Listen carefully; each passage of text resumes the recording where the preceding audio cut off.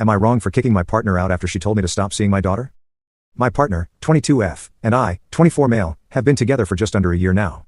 A few days ago, she asked if we could talk, and I immediately feared she wanted to break up. However, after our conversation, it was not what I expected at all. A bit of background for this is I have two daughters, aged 4 and 2.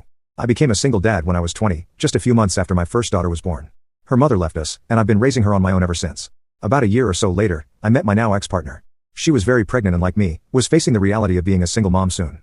Her baby daddy had left her and their daughter, leaving her with no support. We were together for almost 2 years and were a blended family, and during that time, I raised our youngest daughter as my own, loving and caring for her as such. Both of my daughters are daddy's girls, and I cherish our relationship. I've never once second-guessed my role as her father. Unfortunately, my ex-partner struggled with mental health issues, including BPD and bipolar disorder, which eventually led to infidelity. Despite our attempts at couples counseling, I realized I couldn't continue the relationship. We split amicably, but I made a promise to my youngest daughter that I would always be there for her, and I fully intend to keep that promise. She spends weekends with me and occasionally stays a few days during the week, and this has been a constant for over a year. Now, fast forward to the present. I met my current partner shortly after my breakup, around a month later. Honestly, it was supposed to be a casual fling, but we hit it off so well that we ended up spending the whole night talking, playing games, and getting to know each other. We didn't go beyond kissing, but it felt great. From the start, I was open about my situation being a single father to 2 girls, and the unique relationship with my youngest daughter. At the time, she seemed fine with it and didn't bring it up again. During our recent talk, she expressed that she's uncomfortable with the fact that I'm still involved in my daughter's life and my ex's life. She said that it's emotionally ignorant and unfair to her that I continue this relationship, and in her words, "You can't possibly love her as much as your actual daughter, she's not even yours." This really hit me hard, and I admit I didn't handle it well and it turned into shouts on both ends. I told her to leave my house. Crappy part was both my kids were in their rooms and heard the whole thing. I really hope they heard hardly anything or nothing at all. It was probably the first time they ever seen me like that. She said she went to stay with her sister, and now everyone is messaging me from her friends and family backing my partner's opinion that she isn't even mine and questioning why I care so much about her.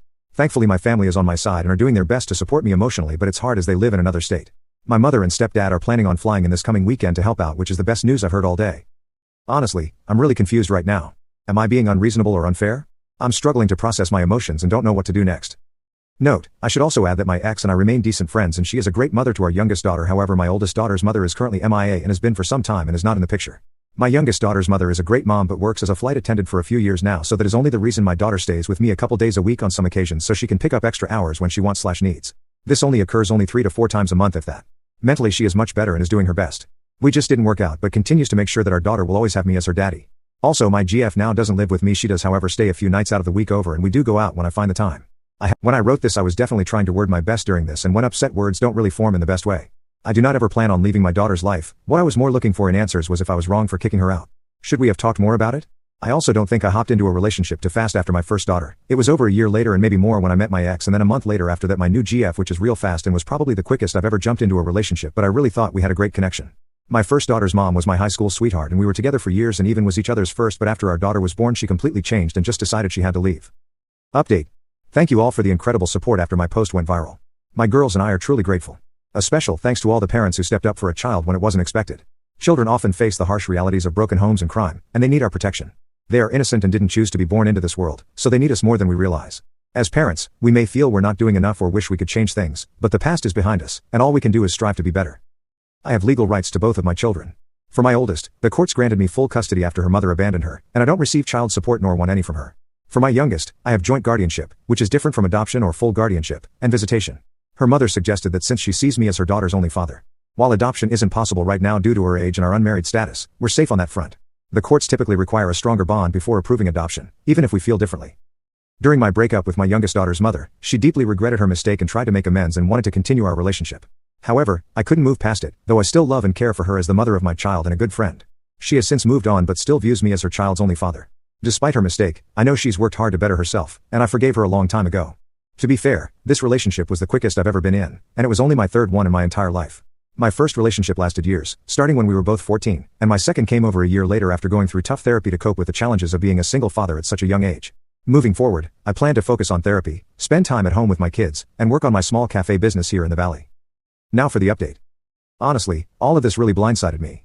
Looking back, she seemed perfect. She was always doing little things for me, randomly getting me gifts, and even cooking for me when she stayed over.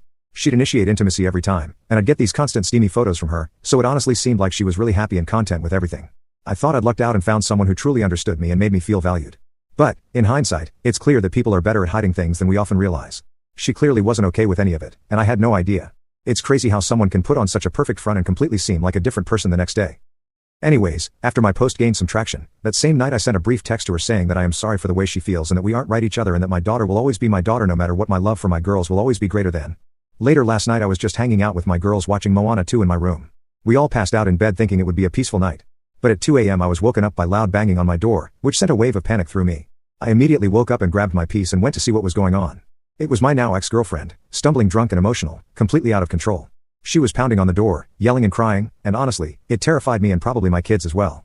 When I opened the door, there she was, standing there, begging to talk and wanting me to hear her out some more. To make matters worse, my oldest came to the door since she too wanted to know what was happening. I quickly told her to watch over her little sister, making sure she was okay while I dealt with the situation. My oldest went into big sister mode, which made me proud in that moment. Realizing that things were probably getting out of hand and that I couldn't get her to calm down, I knew I had to do something. I called the police and explained that my drunk ex was at my door, refusing to leave. Within less than 10 minutes, a police car pulled up, and they quickly took her into custody. The situation was over just like that, and I haven't heard from her since. The officers suggested I file a restraining order, which I already planned to do after everything that happened. Then, just a few hours ago, I got a call from an unknown number. It was a friend of hers asking if I had seen her, and it felt so good to tell her that her friend was probably in jail and that she wasn't my responsibility anymore since she wasn't even my blood. That suggestion came from a comment on my last post, and it honestly felt so empowering to finally set that boundary. Now, things are starting to calm down, and I can focus on taking care of my kids and myself. I have blocked everyone associated with her and plan on just living for now and doing what I can to be the best dad. Maybe one day I will show my girls this post in times if they ever feel alone in this world, to let them know that daddy will always have their back. To my wonderful children, I am proud of you and will always be. No matter who comes into our lives, I will always choose to be your father first and never last. I cannot wait to see what amazing things you do in this world and what amazing things you will do for others. And when my time eventually comes, know this, you will both always be my greatest achievement.